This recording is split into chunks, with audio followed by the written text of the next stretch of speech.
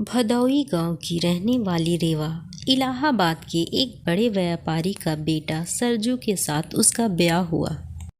नए घर में बड़े ही आदर सम्मान के साथ रेवा ने गृह प्रवेश किया। शादी के 2-3 साल काफी मजे और खुशी के साथ निकल गए और जैसे जैसे दिन बीतता गया रेवा अपनी जिम्मेदारियों की बोझ तले दबती चली गई। रेवा की सास भी रेवा से काफी खुश थी कि रेवा बहू अपना घर और संसार सब कुछ अच्छी तरह से संभालने लगी है। गर्मी की छुट्टी पड़ गई।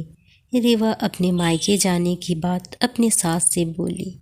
मम्मी 2 साल हो गए मैं मायके नहीं जा पाई, क्या मैं थोड़े दिन जाकर आऊं? देखो रीवा, अभी नहीं, अगले साल तुम चली जाना।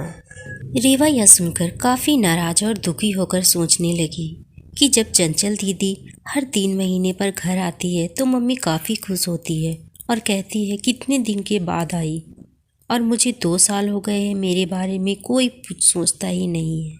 मेरी खुशी किसी के लिए कोई मायने ही नहीं रखती और क्या दिन भर इन लोगों को खाना बना के खिलाती रहूं, घर का सारा काम करती रहूं, क्या मेरी यही जिंदगी है? रेवा आंखों में आंसू लिए बैठकर यही सोच रही थी। शाम को चंचल दीदी आने वाली है, देखना मम्मी कितना खुश होती है। खाने के अलग अलग फरमाइशों की लड़ी लगती रहेगी कि कभी चंचल दीदी के लिए समोसा बना दो, कभी पालक पनीर तो कभी बिरयानी। मैं इतना क्यों सोच रही हूँ, करना तो मुझे ही है। बनाना है तो चलो किचन में अभी से तैयारी में लग जाऊँ। यह सोच ही रही थी तभी सास ने आवाज़ दी, रेवा जल्दी नीचे आओ, देखो चंचल आई है। रेवा अपने चेहरे पर मुस्कान लिए अपने दुख को अंदर एक कोने में दबाए अपनी ननद का स्वागत करती है। कैसी हो भाभी? चंचल रेवा से बोली। अच्छी हूँ दीदी, और घर में सब कैसे हैं, अच्छे हैं? अच्छा, तो हमारे जीजा जी कैसे हैं? चंचल शर्माते हुए कहती है, वह भी भाभी अच्छे हैं। अच्छा दीदी आप बैठो, मैं नाश्ता बनाकर लाती हूँ। नहीं भाभी, कुछ मत बनाओ, मैं भी घर से नाश्ता करके आई हूँ और भाभी केवल 2-3 घंटे ही रहूँगी क्योंकि सास की तबीयत ठीक नहीं है। आपके जीजा जी उन्हें लखनऊ लेकर गए हैं दिखाने के लिए। वह बोले, तुम अकेली क्या करोगी? एक काम करो, तुम अपने मायके जाकर सबसे मिलकर चली आओ। सो मैं आ गई, मुस्कुराते हुए चंचल ने जवाब दिया। अच्छा दीदी रुको, मैं खाना बना देती हूँ, आप खा भी लीजिएगा और जीजा जी और आपके सास के लिए खाना भी बांध कर दे दूंगी। अरे भाभी मेरे साथ बैठो, बातें करो, शाम तक मैं चली जाऊंगी, खाना तो बनता ही रहेगा। तभी रेवा की सास ने रेवा से कहा, तुम एक काम करो, चंचल के साथ बैठो, बातें करो, मैं कुछ बनाती हूँ। जी नहीं मम्मी जी, मैं बनाती हूँ, आप दीदी से बात कीजिए। तभी चंचल ने कहा, कोई बात नहीं, आप खाना बनाओ और मैं आपसे बातें करती रहूँगी, थोड़ी मदद भी हो जाएगी, यह ठीक रहेगा, क्यों माँ? रेवा की सास बोली, ये तो सही है।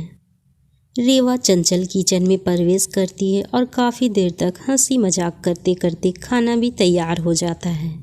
चंचल खाना खाने के बाद शाम को अपने घर चली जाती है।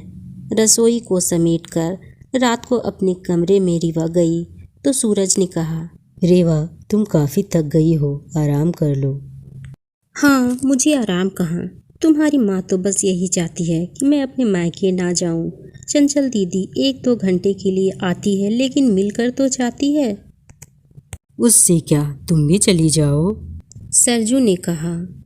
और देखो रेवा दीदी भी कहाँ आ पाती है। जब शरद जीजा जी अपनी माँ को लखनऊ डॉक्टर के पास दिखाने ले जाते हैं तभी मिलने आती है। तो इसका क्या मतलब है, मैं कभी ना जा सकती अपने मायके? ऐसा तो मैंने नहीं कहा रेवा। अच्छा तुम शांत रहो, मैं कल माँ से बात करता हूँ, तुम अपने मायके चली जाना, ठीक है? तुम रहने दो, गुस्सा करते हुए रेवा सो जाती है।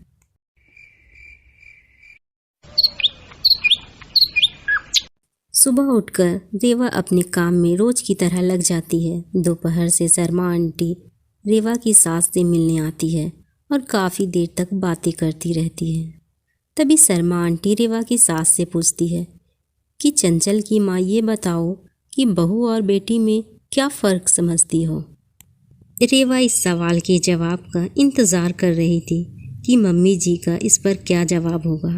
रेवा की सास ने मुस्कुराते हुए बोला, बेटी कैसे भी हो पर वह मीठी होती है, बहू नमक की तरह नमकीन होती है। यह सुनते ही रेवा निराश होती है और दिल में काफ़ी दुखी हो जाती है।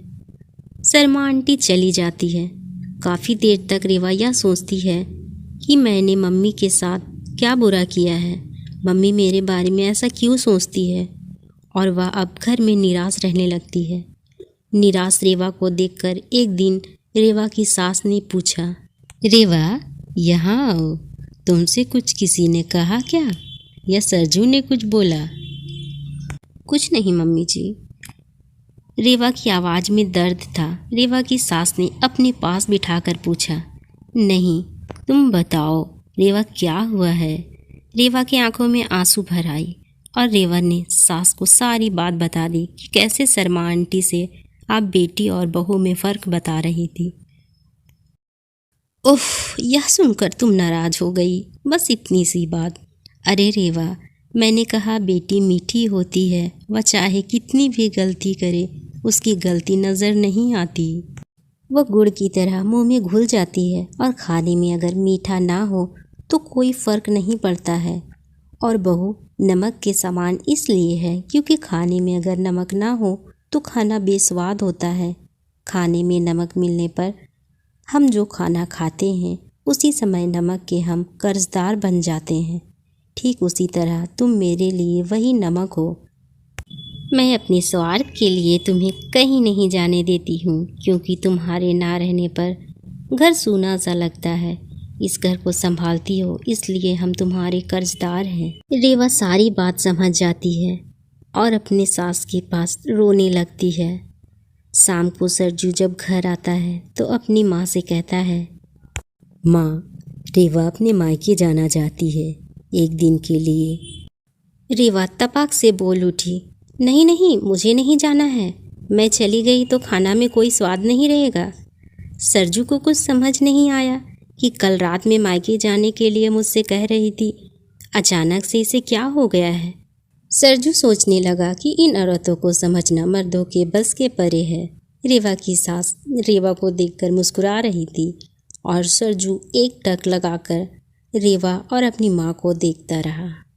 लोकप्रिय हिंदी कहानियाँ देखने के लिए चैनल को सब्सक्राइब कर ले और बेल आइकन को भी दबा ले, ताकि मैं जो भी कहानी बनाऊँ वो आसानी से आप तक पहुँच सके।